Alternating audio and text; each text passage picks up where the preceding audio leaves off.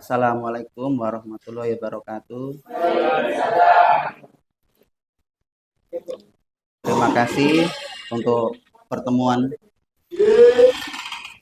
Terima kasih untuk pertemuan siang hari ini di Kombel. Langsung saja, saya saat ini membahas pembelajaran berdiferensiasi. Ini kita sudah nggak asing, sudah terbiasa kita di SLB. Ini kan berdiferensiasi ini kan muncul di kurikulum Merdeka. Kalau kita SLB tiap hari, kita sudah ada yang pembelajaran tunanetra, kemudian tunarungu. Bisa dilihat di foto ini, kalau kita melihat siswa kita, ini foto-foto. Nah, ini kan dia kan mereka hambatan pendengaran. Ini. Jadi di kelas kita kan ada tunarungu. Kita sudah terbiasa kalau SLB. Kalau di kurikulum Merdeka kemarin ada berdiferensiasi untuk guru SLB sudah terbiasa. Ada kelas tunanetra, tunarungu, tunagrahita, tunadaksa, autis. Seperti ini. Ini kemarin kelasnya Bu Risma. Di situ ada tunarungu. Di situ ada tunarungu, kemudian ada lambat belajar ya Bu Risma ya. Ada lambat belajar. Jadi bagaimana mengelola kelas kita itu agar hidup dengan pembelajaran berdiferensiasi. Terkadang kalau kita sekarang kan, wah ini repot pembelajarannya ini, guru harus mempersiapkan visual, auditori, dan kinestetik. Di situ ada semua. Di kelas kita kan ada yang tunanetra. Ini kebetulan ada tunarungu dan lambat belajar, tunagrahita. Di situ. Contoh seperti ini, gurunya serba itu ya Bu Risma kalau pengalaman itu ya antar lintas metode pembelajaran semuanya ya. Banyak sekali itu. Ada tunarungu pakai bahasa isyarat semuanya. Ini kemarin pas saya ngisi, Pas.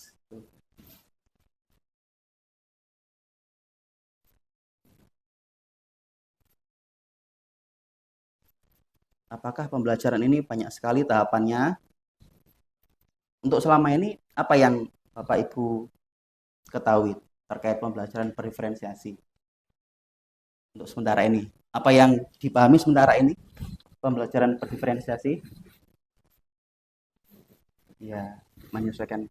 Tapi tidak selalu kalau kita itu kan kalau pembelajaran diferensiasi ini kita memaksakan. Wah, saya ini repot, saya harus memaksakan pakai visual, auditori, dan kinestetik. Nggak harus dipaksa. Itu kan sesuai dengan kebutuhan anak kita. Kita harus memenuhi itu semua, tidak. Jadi nggak repot. Tapi cuma bayangan itu kan repot sekali. Intinya itu sesuai dengan kebutuhan anak kita. Untuk kendalanya apa saja, Bapak Ibu? Banyak. Kalau kelasnya Bu Nisa, Bu Amanda sama Pak Wahyu kan autis ya, adik-adik itu memang memang kinestetik. Seperti kemarin muridnya Pak Febi yang siapa Zain ya, itu kan kita kan di deklasi itu kan pakai proyek ya, berbasis proyek kan membuat itu malah suka. Tapi kalau kayak pendengaran kalau kita akademik itu dia malah sulit Pak ya. Kalau proyek bosen. Kalau proyek seperti muridnya Bu Nisa, siapa kecil itu Bu Nisa yang luar itu yang yang itu ibunya jualan itu apa? Nafis. Itu suka berbasis proyek itu. Suka sekali membuat itu roti kemarin buat pizza itu suka sekali kendalanya.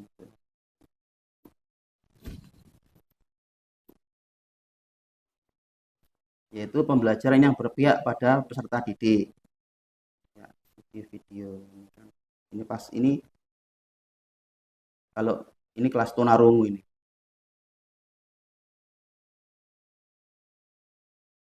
Nah, ini kelas tunarungu ini.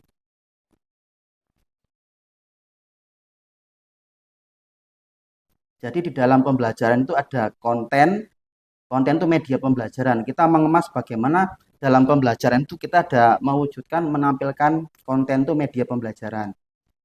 Dari media itu kemudian proses bagaimana prosesnya menerapkannya, konten, proses dan produk. Produk itu seperti LKPD itu loh. Anak itu bagaimana hasilnya? Bagaimana hasilnya LKPD itu apakah nilainya udah bagus? Kalau proses, bagaimana anak itu bisa menerima materi, kemudian presentasi atau apa itu proses.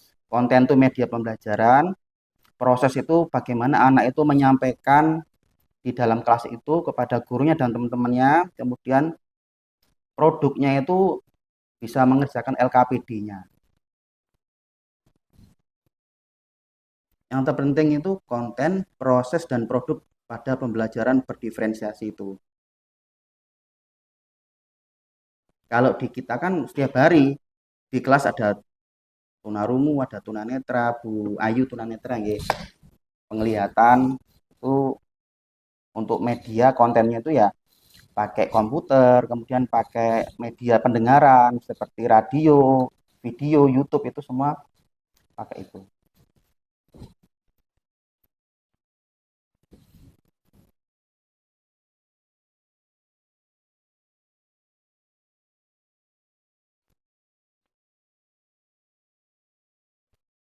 Tujuan model pembelajaran berdiferensiasi itu menciptakan pembelajaran yang sesuai dengan karakteristik atau keunikan peserta didik, kesiapan, minat, dan gaya profil belajar sehingga peserta didik itu berkembang sesuai potensi dan bakatnya.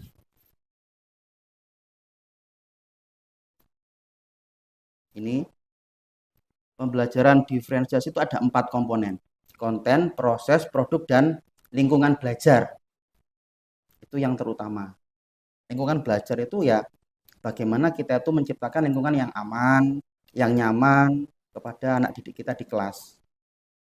Jadi kita bisa kita kelompok-kelompokkan, semisal ini, oh ini mereka ini semangat dan kebutuhan minat belajarnya pada penglihatan, kemudian auditori, kemudian kinestetik.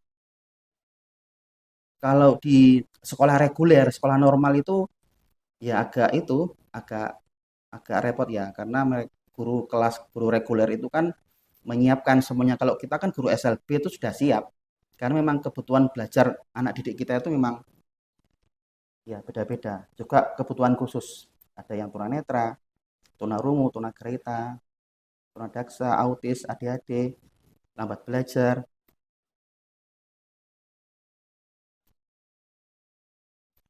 Bukan membagi murid berdasarkan gaya belajar karena guru merasa terpaksa tuntutan. Nah ini jadi pembelajaran ini kadang itu kita kayak terpaksa harus menyajikan auditori, visual, dan kinestetik. Nah, kalau syukur-syukur kalau dalam pembelajaran itu ada semua bagus. Tapi kan kita kan hanya satu, tunanetra ya tunanetra aja. Kalau seperti tadi kelasnya yang campur ada tunarungu, ada yang lambat belajar, itu seperti tadi contohnya Bu Risma atau di kelas lain kan juga ada campur itu. Jadi menyajikan visual karena kan tunarungu visual. Jadi indera pemata itu kan tunarungu. Kalau tunanetra pendengaran. Jadi mengandalkan telinga pendengaran untuk tunanetra. Ini pembelajaran berdiferensiasi, visual, auditori, kinestetik.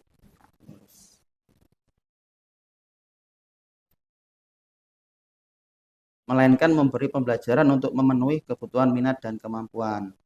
Minat gaya belajar yang mana auditori atau visual dan kinestetik. Intinya itu guru menyesuaikan proses pembelajaran di kelas sesuai dengan kebutuhan belajar murid. Itu. Ada yang bisa berbagi? Ada yang atau bertanya terkait pembelajaran berdiferensiasi, berbagi pengalaman?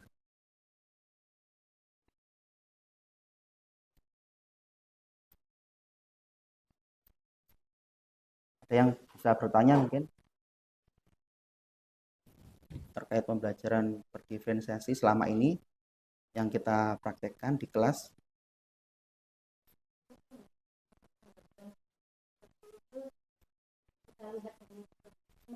Ya, yeah.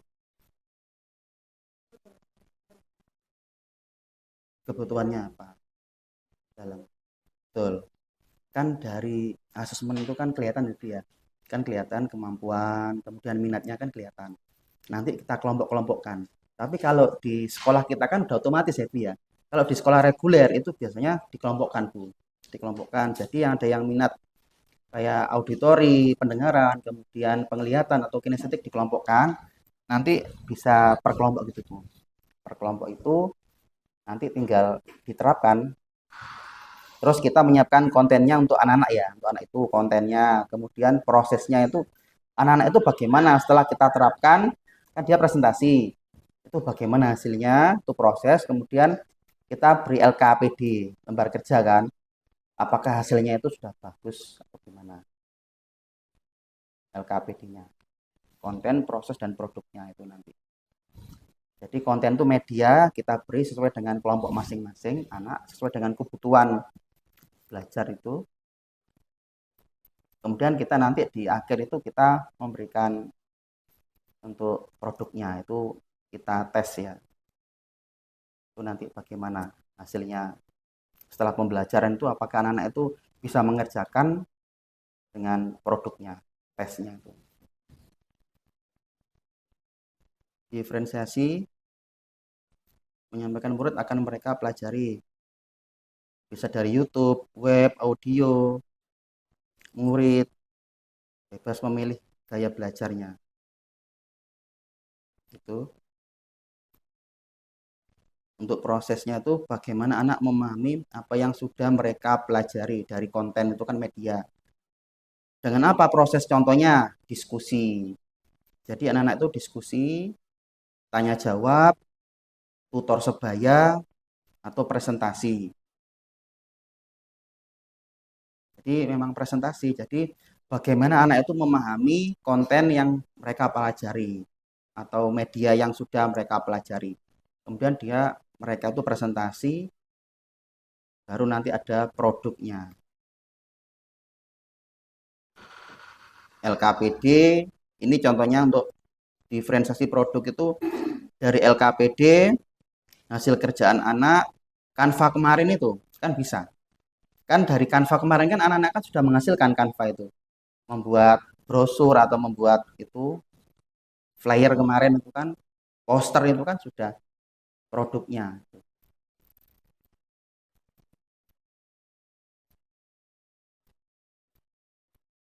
Ini kemarin anak-anak berbasis proyek itu ada Zain dan membuat semuanya.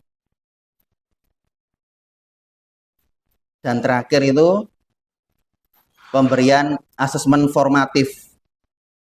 Jadi ada asesmen formatif itu untuk mengukur ketercapaian tujuan pembelajaran. Jadi di akhir sesi itu ada asesmen formatif. Kita untuk mengukur dalam satu proses pembelajaran dalam satu hari itu. Kita berikan asesmen formatif itu. Apakah kita ukur apakah anak itu sudah memahami materi atau belum?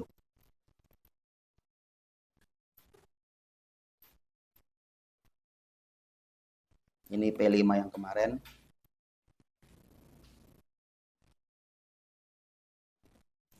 Ada yang ditanyakan lagi? Itu nggih. Jadi pemahaman pembelajaran berdiferensiasi.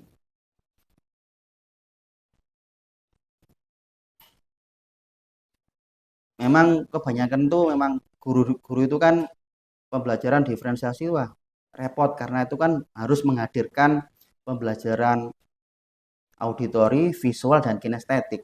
Kalau kita setiap hari seperti Pak Farul dengan auditori karena kan siswanya kan hambatan penglihatan Pak itu pakai suara-suara, pakai video, kemudian radio itu bisa. Seperti Pak Dica pakai visual karena muridnya tunarungu ya, pakai visual. Jadi penglihatan pakai isyarat, kemudian pakai video. Tuh, jadi memang kalau kinestetik Pak Febi, Bu Nisa, Bu Manda kan gerak itu ya, gerak. Itu pun teman-teman ya, tidak menutup kemungkinan semua itu bisa dilaksanakan. Semisal kalau kita lambat belajar atau tunagrahita kan semua juga bisa diberi, nggak harus kinestetik kan bisa kita pakai auditori, visual, semua bisa. Terkhusus untuk yang tunanetra itu memang pendengaran ya Pak ya. Harus memang wajib pendengaran karena untuk cara kita berkomunikasi dan pembelajaran itu untuk tunanetra pakai pendengaran. Itu yang diandalkan. Bahkan untuk hambatan penglihatan itu anak-anak tunanetra itu pendengaran itu sangat itu Pak dimanfaatkan bagi mereka itu mereka tuh tajam Pak. Mereka kan hafal ya, dia tuh cepat hafal seperti Darel dan lain-lain itu kan dia mengandalkan pendengaran. Kalau tunarungu itu dia pemata, jadi dia mengandalkan mata.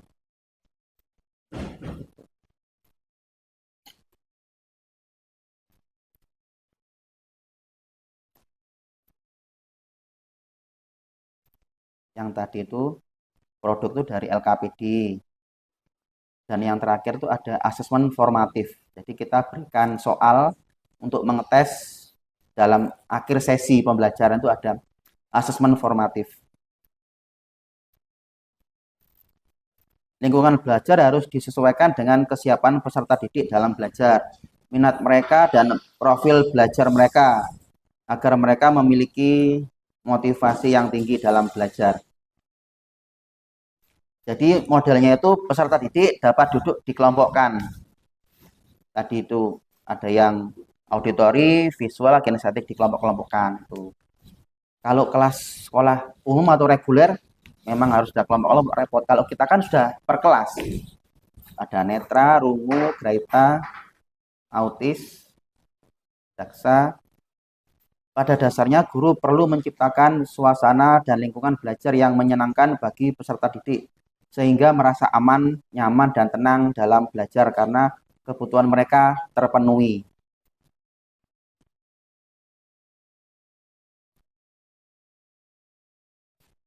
Kalau mengejar tunarungu full penglihatan. Jadi pakai media, gambar-gambar itu karena indera pemata.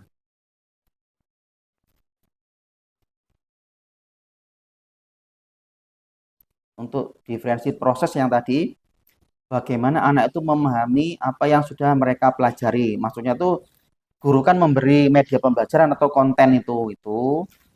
Nah, setelah dari media itu bagaimana dia berdiskusi, tanya jawab atau presentasi. Nanti hasilnya menjadi diferensiasi produk.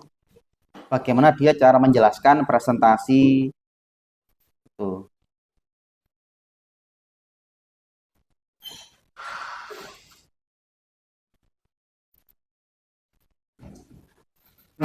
Ada yang ditanyakan lagi? Sudah cukup? Ya, oke. Ya. Demikian dari saya. Wassalamualaikum warahmatullahi wabarakatuh.